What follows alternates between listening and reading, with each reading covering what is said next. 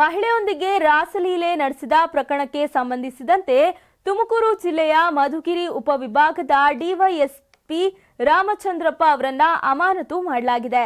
ಜಮೀನು ವಿಚಾರಕ್ಕೆ ದೂರು ನೀಡಕ್ಕೆ ಬಂದ ಮಹಿಳೆಯೊಂದಿಗೆ ತಮ್ಮ ಕಚೇರಿಯಲ್ಲೇ ರಾಸಲೀಲೆ ನಡೆಸಿದ್ರು. ಈ ವಿಡಿಯೋ ಸಾಮಾಜಿಕ ಜಾಲತಾಣದಲ್ಲಿ ವೈರಲ್ ಆಗಿತ್ತು. ಇದರ ಬೆನ್ನಲ್ಲೇ ಇದೀಗ ಡಿವೈಎಸ್ಪಿ ರಾಮಚಂದ್ರಪ್ಪ ಅವರನ್ನ ಅಮಾನತು ಮಾಡಿ ಇಂದು ಡಿಜಿ ಆದೇಶ ಹೊರಡಿಸಿದ್ದಾರೆ.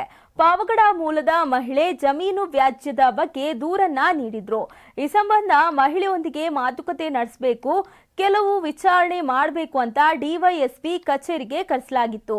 ಈ ವೇಳೆ ಮಹಿಳೆಯನ್ನ ಪುಸಲಾಯಿಸಿರುವ ಡಿವೈಎಸ್ಪಿ ಚಂದ್ರಪ್ಪ ದೂರು ಕೊಡೋಕೆ ಬಂದ ಮಹಿಳೆಯನ್ನ ಪುಸಲಾಯಿಸಿ ತನ್ನ ಕಾಮತೃಷೆ ತೀರಿಸಿಕೊಳ್ಳಲು ಬಳಸಿಕೊಂಡಿದ್ದಾನೆ. ತನಗೆ ನ್ಯಾಯ ಸಿಗಬೇಕಾದ್ರೆ ಇಂತಹ ಕೆಲಸವನ್ನ ಮಾಡಬೇಕು ಅಂತ ಮಹಿಳೆ ಡಿವೈಎಸ್ಪಿಯ ಕಾಮತೃಷೆ ತೀರಿಸೋಕೆ ಮುಂದಾಗಿದ್ದಾಳೆ.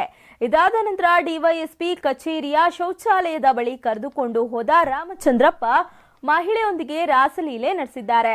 ಆದ್ರೆ ಡಿವೈಎಸ್ಪಿ ರಾಮಚಂದ್ರಪ್ಪನ ರಾಸಲೀಲೆಯ ದೃಶ್ಯ ಯಾರೋ ಮೊಬೈಲ್ನಲ್ಲಿ ಸೆರೆ ಹಿಡಿದಿದ್ದಾರೆ.